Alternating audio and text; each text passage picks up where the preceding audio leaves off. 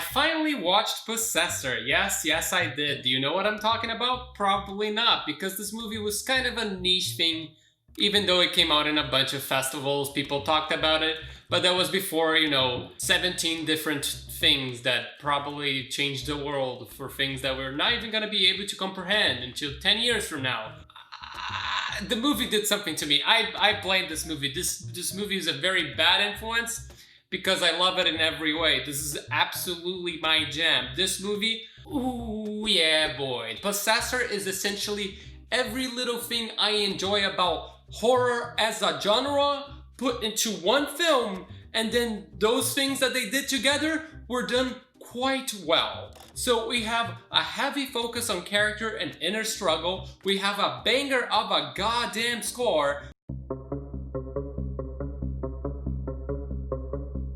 We have bold colors and interesting cinematography that helps things be more suspenseful. We have editing done in ways that seem intentional and put thought behind things instead of just throwing a loud noise at you to spook you for half a second, but then 2 seconds later you already forgot what you were watching. And there was many other things about this movie that I absolutely love. Like, the fact that this movie looked at the abyss. The abyss looked back and said, yo dude, you look pretty hot. I'm gonna jump right into you, and never look back. There's no hope to be found about this movie. And if you think that's a negative, it's fine to be wrong, but I love being miserable in movies.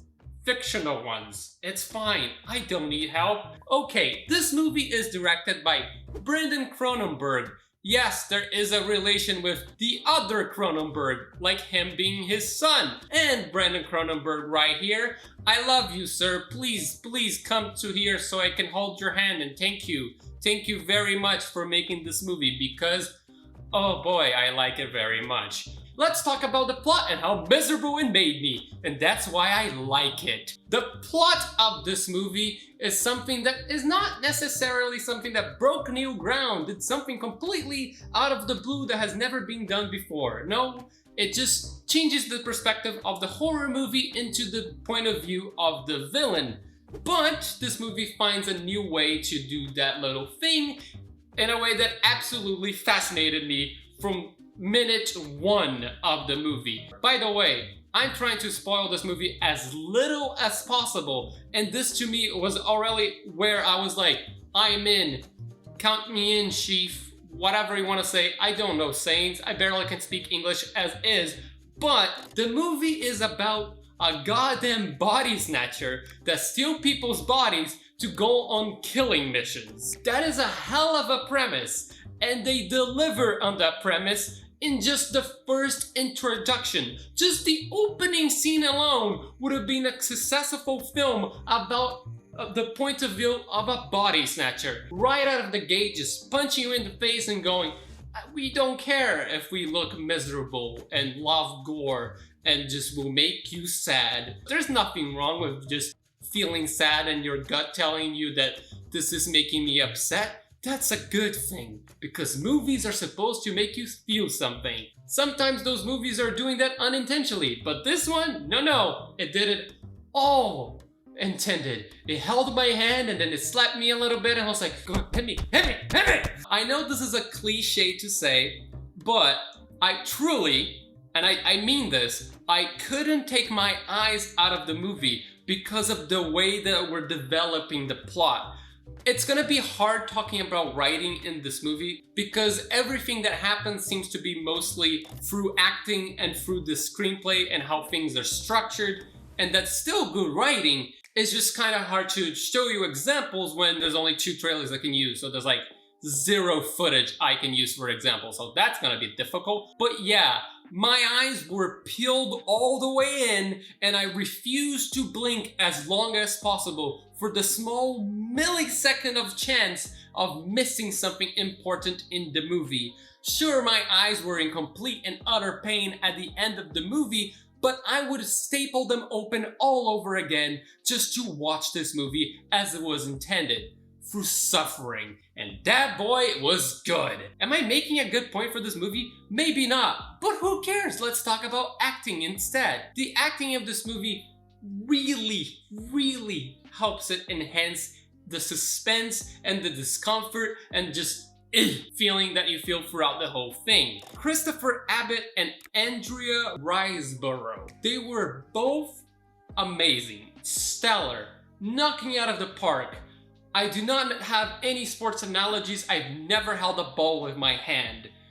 Maybe two, and it wasn't for sports, but that's okay. Riseborough, she pulls off a great performance. She plays the stalker, serial killer, body snatcher villain, and she does an amazing job about being a very thin, small woman and looking completely menacing. She seems like she's harmless. She just seems cold and detached to her family, but you know that she will just kill anybody that is on her way, anybody that is on her list. This woman is a workaholic, and her job is to murder people and also steal people's bodies and will. Is that a weird character? Yes. Was I fascinated about it? Yes, of course I was. Look at me, I can't speak. I've been making really weird noises from time to time if you haven't been able to tell.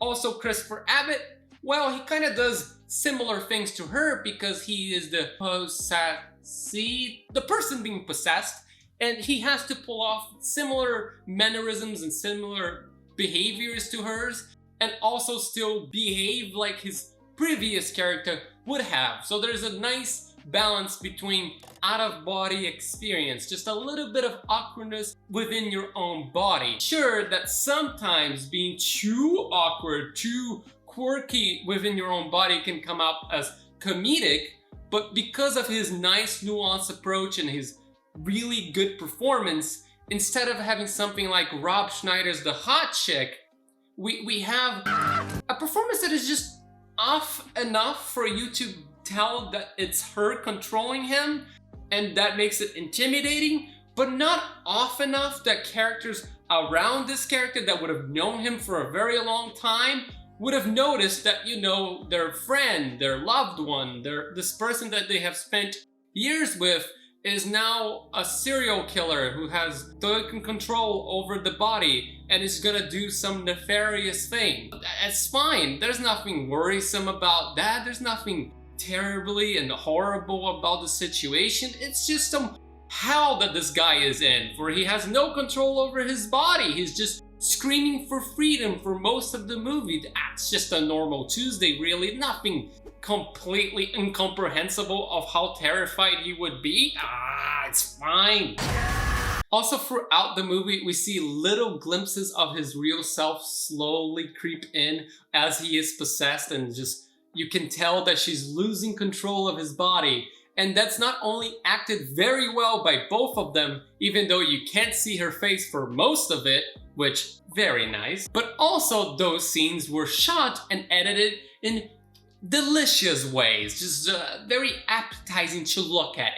I might be hungry, but I want to eat the screen. I want to put it in my mouth and chew on it because it was so nice to look at.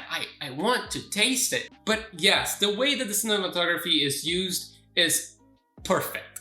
It's wonderful. It is very helpful to aid the movie in its suspense. By a simple shot of the city, they're able to put a sense of discomfort and disorientation by simply shifting the angle at a weird, odd number and then slowly zooming in and turning to tell you, hey, guess what? Switching bodies to do some nefarious ass would be very confusing and disorientating. Also, what I appreciate is that this movie likes bold colors. It likes having good sets. It doesn't just have CGI vistas all over the place because that would be, well, not easy for the CGI artist, but kind of a crutch that certain directors can hold on to. No, this movie utilizes actual sets and actual costumes and actual real colors to build a frame that is just beautiful.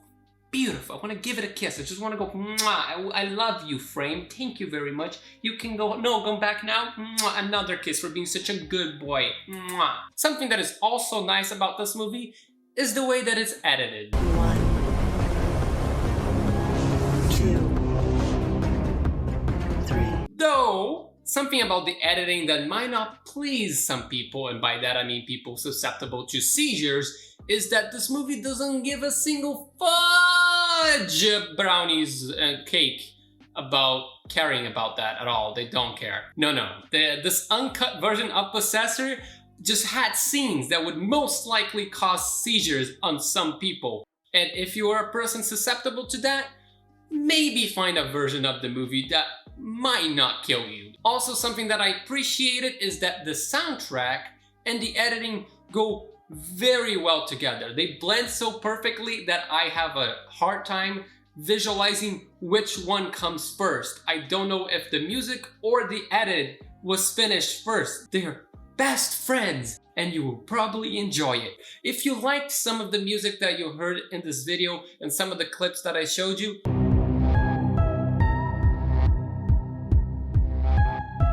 you will most likely like the edit because that's how well they go together. If you like one, you most likely like the other one. And something that I also like about his approach is that he does not give a single care about being as bleak and miserable as possible. Oh no, this movie is brutal, depressing, and no slimmers of hope. And guess what? If it's a psychological horror that does all of those things, and well, I will most likely like it. Guess what? I liked it. It was very well done. I know, redundant to say? Perhaps. Do I want to say it? Indeed, I do. It's just gonna keep going down and down and down the rabbit hole of misery, and it's gonna come out not in the other side. It's just gonna keep going. There's no ending to your suffering. Just accept it now. Because guess what? The character in the movie is suffering like hell. So the movie is putting you on his shoes, and his shoes suck balls. They are not good. Boy, they suck.